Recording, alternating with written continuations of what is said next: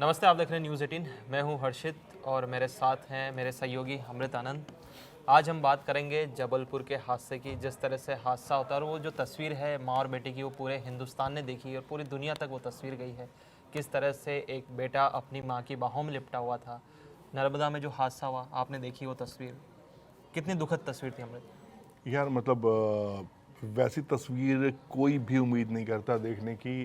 Specially जो तस्वीर सामने आई, उसने एक बात ये फिर दिखा दिया कि आखिर माँ को क्यों दुर्गा का रूप कहा जाता है, माँ को क्यों कहा जाता है माँ। मतलब वो लेडी जो लाइफ जैकेट पहनी हुई थी, जिसके पास लाइफ जैकेट था अपनी ज़िंदगी को बचाने के लिए, बट अपने बेटे को, अपने जिगर के टुकड़े को उसने आखिरी सांस तक कोशिश की बचाने की। तस्वीर देख लीजिए जिस तरह से उन्होंने पकड़ा हुआ है उसे, जो कसा हुआ है अपने के ऊपर। मतलब सांसें चली गई लेकिन उसके बावजूद भी अलग नहीं हुआ उनका लड़का उनसे। तो भगवान ना करे कभी ज़िंदगी में ऐसी तस्वीर दोबारा देखने को मिले। ये कोई नहीं चाहता है यार कि इस तरह की लोग ट्रिप पे जाते हैं खुशी मनाने के लिए, जश्न मनाने के लिए, एंजॉय करने के लिए। और एक आम इंसान जो परिवार होता है ना, वो एक ट्रिप करने के लिए ना अपने कई सारी छोटी छोटी खुशियों को ना कुर्बानी देता है। तब उसके बाद कुछ पैसे इकट्ठे होते हैं कि वो जाकर वो ट्रिप कर सके, वो एंजॉयमेंट कर सके। ऐसे कोई नहीं चाहता है यार कि ये एंजॉयमेंट, ये ट्रिप इस तरह से उसका मतलब अंत हो। अमृत, जो ये तस्वीर है वो हिंदुस्तान के, आप देख सकते हैं, आपने भी देखा होगा व्हाट्सएप पे हर किसी ने इस तरह की तस्वीर लगा रखी है स्टेटस पे, चाहे वो फेसबुक हो, इंस्टाग्राम हो। उस पर तस्वीर के साथ कुछ ऐसे गाने भी लगाए जा रहे हैं जिस पर किसी ने कोई गाना शेयर करा, लुक्का छुपी बहुत हुई सामने आ जा माँ। तो इस तरह की जो तस्वीर है उनके साथ वो गाने हैं जो काफ़ी दर्दपूर्ण लगता है कि किसी की भी आंखों में आंसू आ जाए। आपने देखा होगा किस तरह से वहाँ पर मंत्रियों के, अधिकारियों के भी आंसू आ गए, जो कहते हैं ना कि बहुत ये कह सकते कठोर व्यक्ति होते हैं। जब उस तस्वीर को देखा, जब उस मंजर को देखा, उनके भी आंसू आ गए हमें उस यार हादसे के। रोने वाले तो ऊपर वाले भी रोए होंगे तस्वीर, मतलब ये हादसे की तस्वीर देखकर। एंड मैं इस फेवर में कभी नहीं रहता हूँ कि आप इंस्टा पे फोटो लगा कर रहो, गाने वाने वाटे जो भी, ठीक है, आपके अपने तरीके सलीके हैं। बट आई प्रेफर कि नहीं, ये वो उस हादसा, तस्वीर को ये सबने झकझोर, झकझोर के रख दिया था, मतलब नहीं आई लोगों नो का वो दुख हादसे ही था। वैसे हैं। मतलब वो हादसा ऐसा है यार कि दो तस्वीरें हैं। एक तो वो तस्वीर है जो माँ ने पकड़ा हुआ है, एक तस्वीर वो आती है जो उसमें अपने लाइफ जैकेट के अंदर अपने छोटे से बच्चे को डाला हुआ है ताकि वो भी तैर सके, वो भी ब्रीदिंग ले सके। बट जो लाइफ जैकेट है वो लाइफ सेवियर नहीं रहा। ये अफसोस वाली बात है। और जो कहते हैं ना कि वो मौत का कोई रूप नहीं होता है। मौत कभी भी कहीं से भी आकर आपको अपने आगोश में ले सकती है। तो कुछ जिंदगियां वो भी थी जो बच गई वहां से। ऊपर वाले ने कुछ सोच रखा था उनके लिए। कुछ जिंदगियां ऐसी थी जो बच सकती थी लेकिन किसी को बचाने में चली गई। कुछ जिंदगियां ऐसी थी जिन्होंने ये फैसला किया कि नहीं, मैं अपने कर्जे के टुकड़े को, अपने जिगर के टुकड़े को नहीं ऐसे छोड़ सकती हूँ। उन्होंने कोशिश की बचाने की, वो सफलता नहीं मिली और वो तस्वीर सामने आई।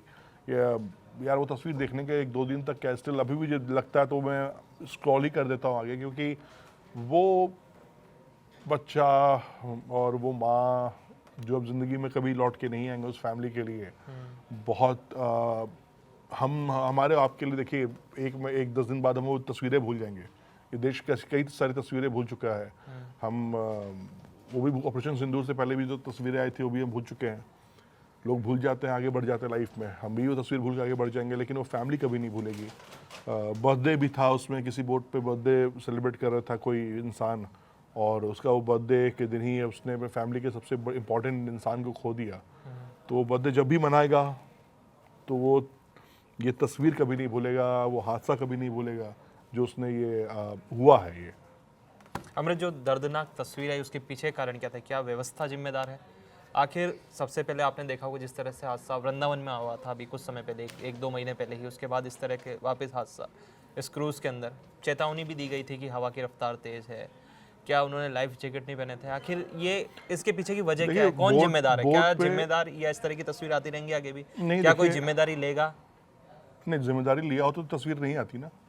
अभी आपने अपने 10 जगह के नाम गिना दिए और हर जगह के बाद एक नाम आप और ऐड करते चले जा रहे हो। तो अगर किसी ने कुछ सीख लिया होता या किसी ने जिम्मेदारी ले ली होती तो तस्वीरें नहीं आती। तो बिल्कुल सही कि ये लापरवाही, देखो ताली दोनों हाथ से बजती है यार, ताली कहाँ से नहीं बजी है। बोर्ड पे हमने एक बोर्ड की तस्वीरें जब आना शुरू हुई तो हमने देखा कि कैसे लोग जश्न मना रहे हैं, एंजॉय कर रहे हैं, गाना बज रहा है, लोग एंजॉय कर रहे हैं, हर कोई एंजॉय करना ही चाहता है। मैं ये टोटल फेलियर एक सिस्टम का मानता हूँ, ठीक है। वहाँ पे लोकल जो अथॉरिटीज़ हैं उनका मानता हूँ। जब आपको पता है कि आंधी, ऐसा नहीं होता कि आंधी ऐसे आती है, ठीक है, इंडिकेशन मिल जाती है, हवाएं तेज चलनी शुरू हो जाती है। आजकल तो मैसेज भी तो आ जाते हैं। भूकंप नहीं आते, ठीक है, भूकंप की तरह नहीं आया सेकंड में आया और चीज़ें खत्म करके चली गई। अलर्टनेस होती है। आप बोट चला रहे हो, अब पहली चीज़ तो आपको ये क्लियर नहीं है अभी तक कि कितने लोग सवार थे, क्या कैपेसिटी से अधिक लोग सवार करके गए थे। जो लाइफ जैकेट थी, देखो लाइफ जैकेट, एक बात मैं हमेशा हिंदुस्तान में कहता हूँ, लाइफ जैकेट होना बड़ी बात नहीं है, वो लाइफ जैकेट कितना सफिशिएंट है। देखिए आपका वेट अलग है, मेरा वेट अलग है, किसी और का वेट अलग होगा। सही बात है। वो लाइफ जैकेट जो आपको size, middle size, small size, large size, XL size दिया जा रहा है, क्या वो आपके वेट कैपेसिटी के लिए ओके है? क्या वो लाइफ जैकेट कंडीशन सही है? क्या वो लाइफ जैकेट है? हमने क्या उसका ट्राई टेस्ट किया हुआ है? उस लाइफ जैकेट की वारंटी कितने साल की है? हमने कितनी बार बोट्स में देखा है। बनारस चले जाओ आप। तो आप ये कहना चाहते हैं कि जो लाइफ जैकेट होती है वो दिखावे के लिए होती है हिंदुस्तान के अंदर? बिल्कुल होती है। मैं कह रहा हूँ कि 50% तो बिल्कुल होती है। 50% लाइफ जैकेट यार, एक देखो लाइफ जैकेट आपके यहाँ फायर मशीन्स लगी होती है ना, हर ऑफिस में, दफ्तर में, सोसाइटीज़ में खबर सुनते हो ना कि हुआ और वो फायर हुआ ही नहीं, मेंटेनेंस था ही नहीं उसका, चीज़ें हमने परखी, खरीद तो लेते हैं, हमें मेंटेन नहीं करते ना। मेंटेन कॉस्टिंग ढूंढता है। सरकार चीज़ों को इन्वेस्ट कर देती है एक बार, लेकिन उसको रिपेयरिंग नहीं होती है ना यार, उसकी कॉस्टिंग कैसे करोगे? जब बोर्ड पे लोग थे, जब आपको पता था कि हवा तेज़ आ गई है, अब तो ये सीएम साहब ने कहा है कि हम जांच करेंगे, उच्च अधिकारी, ठीक है जांच होगी, वो क्या होगा उस जांच से? जांच तो हर हादसे के बाद ये बोला जाता है ना कि जांच होगी, उससे पहले के जो आपके जो सेफ्टी मानक है उस पर क्यों नहीं ध्यान दिया गया? यार ये तो सिंपल से कहानी है ना यार, वहाँ पे प्रशासन क्या कर रहा था? एक स्टोरी आती है कि 32 लोग थे, फिर स्टोरी आती है 39 लोग थे, फिर आती है 43 लोग थे, कितने लोग थे ये तो क्लियर ही नहीं है। कितने टिकट्स बिके, कौन से लोग बोट पे चढ़े थे, क्या उनके पास था आधार कार्ड, किस तरह से चढ़ाया गया, जब पता था कि वेदर चेंज हो रहा है, बोट वापस क्यों नहीं लाया गया? यार क्रूज, एक बोट पलटना ये बहुत बड़ी बात है भाई। ये आप नॉर्मल इंसान की तरह सोचिए कि इतनी जल्दी बोट नहीं पलटते हैं। ऐसे तो समुद्र में सारे जहाज डूब जाने चाहिए। जब ये आंधी तूफान आया सारे जहाज डूब जाए, बिल्कुल पूरा दुनिया के जहाज डूब जाने चाहिए फिर तो। उस समय क्या हुआ हादसा, पायलट ने किस तरह से टर्न किया बोट, क्या वो अगेंस्ट द विंड जाकर टर्न कर रहा था या बोट बहुत स्पीड में टर्न हुआ, क्या हुआ, ये तो जांच की बात है, विषय है। बट जो हुआ उससे जो जिंदगियां चली गई उस पर हम अफसोस जाहिर बिल्कुल करेंगे, गाना लगाएंगे फेसबुक पे, इंस्टा पे, लोग रील शेयर करेंगे, लोग RIP लिखेंगे, लोग लिखेंगे कि आगे इस तरह से गलतियां नहीं होनी चाहिए।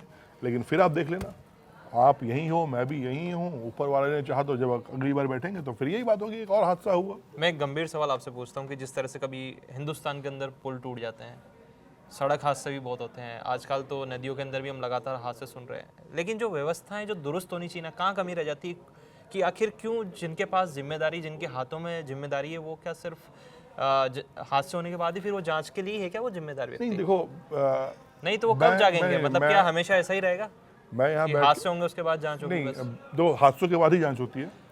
उसके लिए इंतजार करेंगे ना कि अब क्या क्या किया कहानी दो चीजें हमेशा यही होता है ना। देखो कहानी दो चीजें हैं। हाँ। सरकार ने आपको सड़क दी, उस सड़क पर आप 120 किलोमीटर से गाड़ी दौड़ा के ठोक दोगे तो उसमें फिर कहोगे कि सरकार की गलती है, तो गलती सरकार की नहीं है। पहली चीज, आप ऑटो में यहाँ से निकलते हो ना, ऑफिस से बाहर निकलते हो, ऑटो में ऑटो ड्राइवर के सीट के बगल में 3 लोग बैठे होते हैं।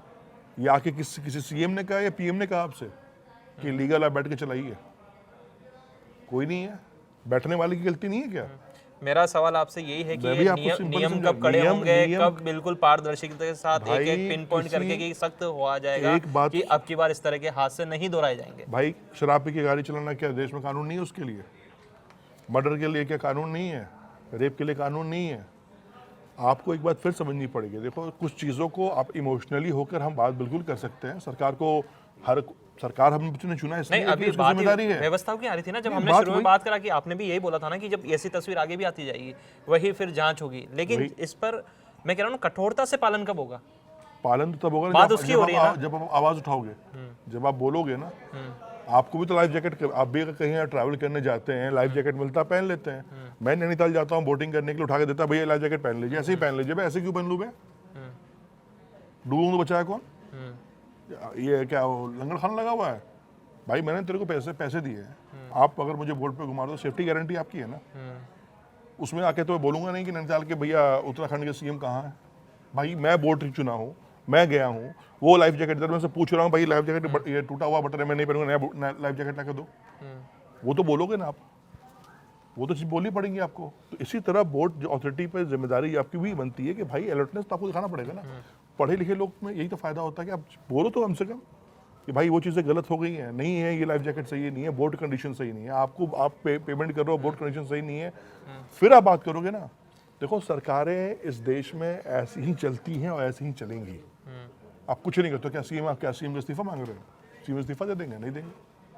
सीएम छोड़ो, मंत्री के ले लो, विधायक के ले लो, सांसद के ले लो, नहीं देगा भाई। यहाँ बैठ के हम आधे घंटे बात कर ले, बहुत बढ़िया है, इसको हम चला देंगे, चल गया भैया। सबसे बड़ी चीज़ क्या है हर्षित, हमें और आपको एक चीज़ ये समझना पड़ेगा भैया, जर्नलिस्ट, ठीक है, सरकार गलत है नहीं गलत है कोर्ट के हैं, जाइए, जिनके लोग मरे हैं, जिन लोग हैं या जिनको दर्द है, हो जाइए, लगाइए कोर्ट में अर्जी, पूछिए सवाल, सिस्टम वहाँ दुरुस्त होगा। मेरा सिंपल ये कहना है कि आपकी ज़िंदगी है, आपकी ज़िंदगी की अहमियत आपको ही सही करनी पड़ेगी। कोई सरकार नहीं बैठती है भाई मेरे, कोई व्यवस्था नहीं है। तो फिर जो सुरक्षा है, जो सुरक्षा मानक है, उसकी पालना कौन करवाएगा? सुरक्षा नहीं तो जिम्मेदार कोई तो जिम्मेदार होगा ना। आप ऐसे नहीं कह सकते ना कि 70-30 का रेशियो होता है। 70% अथॉरिटी की जिम्मेदारी होती है, 30 मेरी होती है। मुझे पता है ये सड़क टूटी हुई है और मैं इस पर गाड़ी लेके जाऊंगा तो मेरी गाड़ी का सॉकेट टूटेगा, तो मैं गाड़ी नहीं चलाऊंगा, और चलाऊंगा तो बहुत सेफ्टी चलाऊंगा ताकि मैं गाड़ी के सॉकेट में डैमेज ना पड़े। 30% हमारी भी रिस्पॉन्सिबिलिटी होती है। हमने वीडियोस में भी देखा, देखो हाथ से यही सिखाते हैं कि हर कोई जो कहाँ है बोट, जिसका बोट था, जिसने परमिट दिया, जिसने जहाज को अथॉरिटी दी वहाँ चलने के लिए, वो लोग कहाँ हैं? पकड़े सरकार।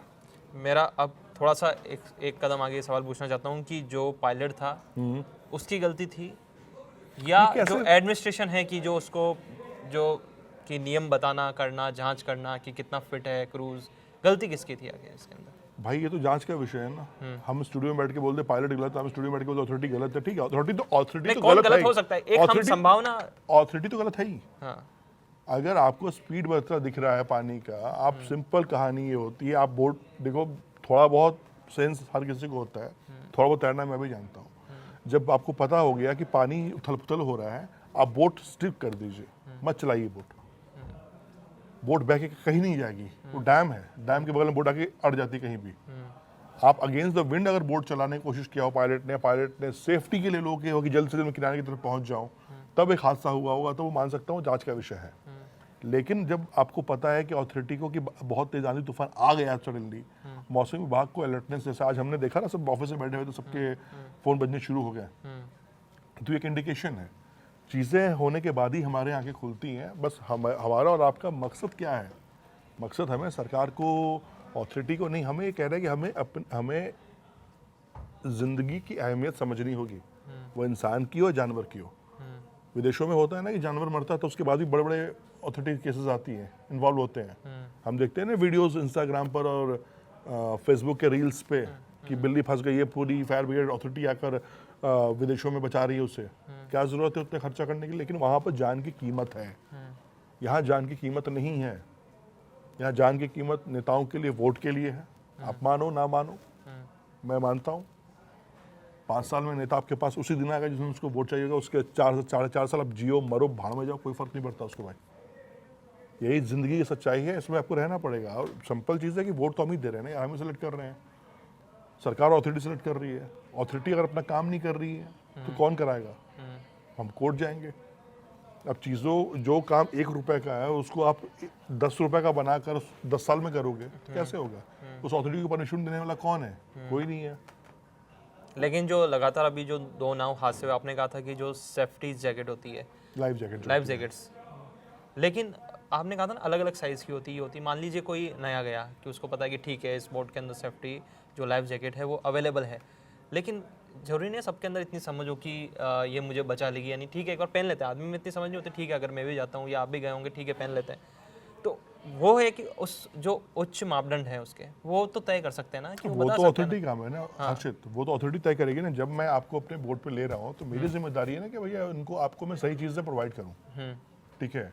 और देखो वो नहीं हो पा रहा ना इस देश में, अगर लगातार हादसे हो रहे हैं। जिस समय हादसा हुआ उसमें एक चीज़ जो और भी मैं तस्वीरें देख कर समझ पाया, जितना एनालिसिस कर पाए हम बैठ के अपने एक्सपर्ट के साथ, उसमें ये था कि वेव्स जो थी वो इतनी तेज थी, उसमें 70 किलोमीटर पर आवर के अराउंड चल रही थी कि अगर आपको तैरना नहीं आता है तो आपके लिए सर्वाइवल मुश्किल है, क्योंकि आपके चेहरे पर लगातार पानी आ रहा है।